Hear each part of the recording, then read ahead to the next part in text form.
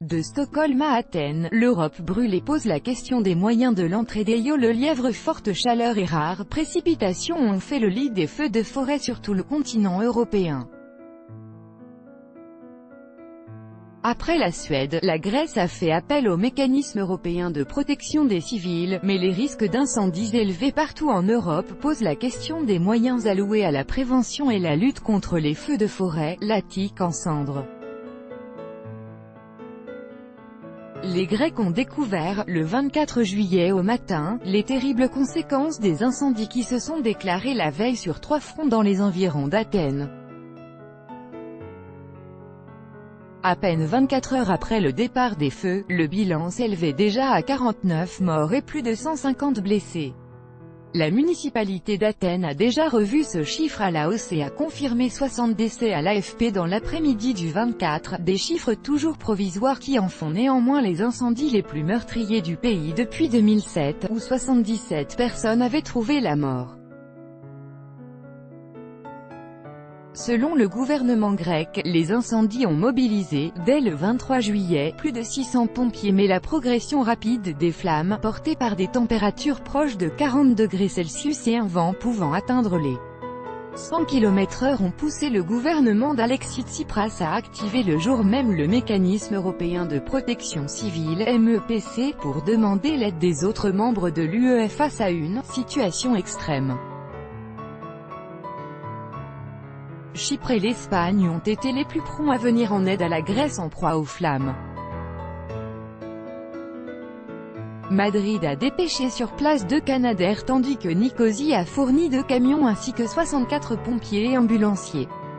D'autres pays, à l'instar de la Bulgarie, la Turquie, Israël et la France ont proposé leur aide à Athènes. Mais beaucoup ne peuvent se permettre d'envoyer sur place beaucoup d'hommes ou de matériel pour soutenir la Grèce dans sa lutte contre les feux de forêt car ils participent déjà à des missions en Suède, elle aussi en proie aux incendies. Dans le pays nordique, la météo est exceptionnelle, plus de 30 degrés Celsius au-delà du cercle polaire et presque pas de précipitations ces 3 derniers mois, a provoqué un risque extrême d'incendie. Ces derniers ont d'ores et déjà détruit près de 25 000 hectares de forêt, ce qui a poussé Stockholm à déclencher le mécanisme européen d'entraide MEPC dès le 18 juillet, soit 5 jours avant la Grèce. 8 pays européens, l'Allemagne, l'Autriche, le Danemark, la France, l'Italie, la Lituanie, la Pologne et le Portugal, sont venus prêter main forte à la Suède, sous-équipée pour faire face à des incendies d'une telle ampleur. Au total, ce sont près de 340 soldats du feu, une soixantaine de véhicules, 7 Canadair et 7 hélicoptères qui ont été envoyés en appui des pompiers suédois. Paris participe à hauteur de 2 avions amphibies et de 60 sapeurs. Les risques d'incendie sont, dans tout le nord de l'Europe, supérieurs à ceux d'il y a un an à la même date et les besoins en hommes et en matériel de Stockholm à Athènes posent la question des capacités d'urgence au niveau européen. À l'été 2017, plusieurs feux de forêt avaient ravagé la péninsule ibérique et avaient poussé le député européen Renaud Muselier à réclamer la création d'une flotte européenne de Canadair.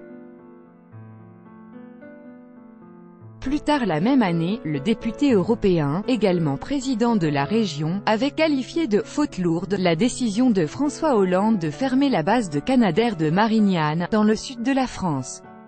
À l'heure où le risque d'incendie s'étend à tout le continent à cause du réchauffement climatique, les structures européennes d'entraide en place sont-elles encore suffisantes? Rien n'est moins sûr.